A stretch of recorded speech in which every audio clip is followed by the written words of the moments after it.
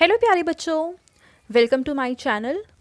आई hope आप सभी बहुत ही अच्छे होंगे। बच्चों, इस वीडियो में हम डिस्कस करेंगे SCERT के द्वारा शुरू किया गया रीडिंग अभियान के तहत हिंदी की वर्कशीट। और आज हम डिस्कस कर रहे हैं वर्कशीट नंबर 9, जो कि क्लास 4 के लिए है और 27 जनवरी 2022 की है ये वर्कशीट। और इस वर्कशीट का विषय यानी थीम है परिवार का महत्व। तो बच्चों, सबसे पहले आप यहाँ अपना नाम लिखेंगे और यहाँ आप अपनी टीचर का नाम लिखेंगे। चलिए इस वर्कशीट को हम शुरू करते हैं। नमस्ते प्यारे बच्चों, आशा करते हैं कि आप सभी स्वस्थ और खुश होंगे। बच्चों, परिवार जीवन का वो आधार है जो हमें प्रेम और अपनापन प्रदान करता है। आइए कहानियों का सिलसिला आगे बढ़ाते हुए परिवार से मिलते हैं। तो देखिए, सबसे पहले तो यहाँ पे हमें एक चित्र दे रखा है। इस चित्र में आप देख रहे हैं कि दो व्यक्ति हैं और ये क्या कर रहे हैं, पतंग उड़ा रहे हैं, है ना। तो ये एक परिवार का चित्र है जिसके दो सदस्य मिलकर मज़े कर रहे हैं। तो बच्चों, चलिए इस परिवार के बारे में थोड़ा सा और जानते हैं। एक बार एक व्यक्ति अपने बेटे के साथ पतंग उत्सव में गया। पतंग उत्सव का मतलब है एक ऐसा त्यौहार जिसमें पतंगबाजी की जाती है, जिसमें पतंग उड़ाई जाती है। आसमान में उड़ती रंग बिरंगी पतंगों को देख उसने अपने पिता से कहा कि वह भी पतंग उड़ाना चाहता है। पिता पास में ही दुकान से एक सुंदर सी पतंग और डोरी खरीद लाए। कुछ देर बाद उसकी पतंग ऊंचे आसमान में उड़ रही थी, लेकिन वह खुश नहीं था। वह पिता से बोला कि डोर की वजह से पतंग ऊंची नहीं उड़ पा रही है।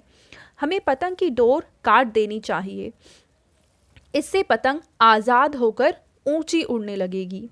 बेटे की बात मानकर पिता ने पतंग की डोर काट दी। डोर काटते ही पतंग ऊपर जाने लगी, लेकिन कुछ ही देर बाद पतंग ऊपर जाने के बजाय नीचे आकर गिर गई। तो बच्चों, बेटे ने सोचा कि अगर हम पतंग की डोर को काट देंगे तो पतंग और ऊंची आसमान में बहुत ऊंची जाकर उड़ने लग जाएगी, लेकिन ऐसा हुआ नहीं। वो थोड़ी ही देर बाद नीचे आकर गिर गई। उसने पिता से पूछा, पापा, पतंग आसमान में और ऊंची जाने के बजाय नीचे क्यों गिर पड़ी? तो पिता बोले, बेटा, तुम्हें लग रहा था कि डोर पतंग को ऊंचा उड़ने से रोक रही है, जबकि वास्तव में ऐसा नहीं था। डोर तो पतंग का सहारा थी, लेकिन उसका सहारा कट गया तो पतंग को मदद मिलनी बंद हो गई और वह नीचे गिर पड़ी। यानी बच्चा तो ये सोच रहा था कि जो डोर है वो पतंग को उड़ने से, ऊपर उड़ने से रोक रही है, लेकिन एक्चुअल में वो जो डोर है वो पतंग का सहारा थी और उस डोर के सहारे ही पतंग ऊंची उड़ पा रही थी। ऐसा जीवन में भी होता है। हमें लगने लगता है कि परिवार, रिश्ते और दोस्त हमें बांध रहे हैं और सफलता के शिखर पर पहुंचने से रोक रहे हैं, लेकिन हम भूल जाते हैं कि परिवार ही हमें ऊंचाइयों पर ले जाने वाली डोर है। तो बच्चों, अब देखते हैं यहाँ पे कुछ प्रश्न दे रखे हैं।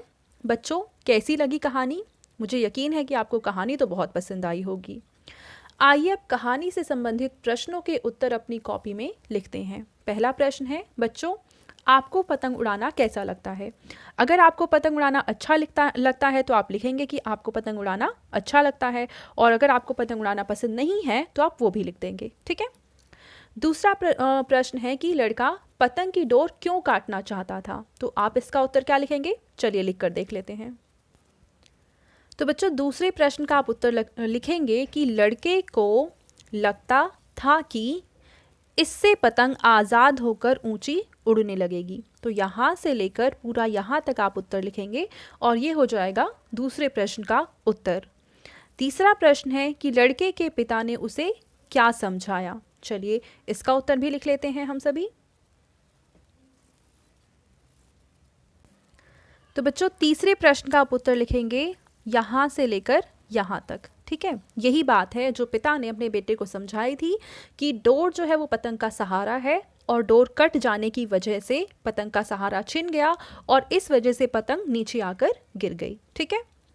चौथा प्रश्न है, आइए एक सुंदर सी पतंग बनाइए और उस पर एक संदेश लिखिए।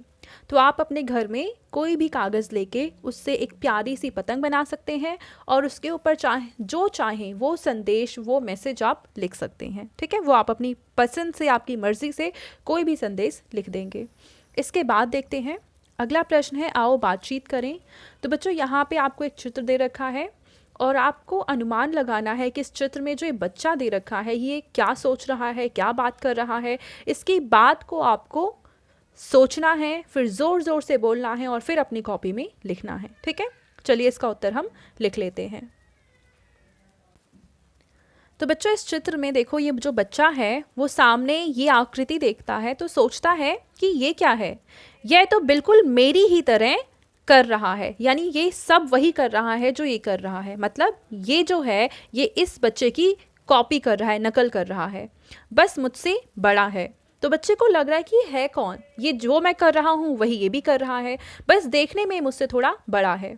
तो बच्चों अगर आप पहचान गए हैं कि ये कौन है, इसका क्या नाम है, तो कमेंट सेक्शन में मुझे इसका नाम ज़रूर बताएं। ठीक है, चलिए आगे देखते हैं। बच्चों आगे आपके पेरेंट्स के लिए सुझाव है कि बच्चों को बताइए कि परिवार हमें अपनी जड़ों से जोड़ कर रखता है, इसलिए हमें हर रिश्ते की कद्र करनी चाहिए। तो ये थी आज की हमारी हिंदी की वर्कशीट एंड आई होप आप सभी को ये वर्कशीट बहुत ही अच्छे से समझ में आई होगी। और बच्चों अगर आपको वीडियो पसंद आई है तो इसको ज़रूर लाइक करें, अपने फ्रेंड्स के साथ भी शेयर करें और इस चैनल को सब्सक्राइब करना बिल्कुल ना भूलें। Thank you.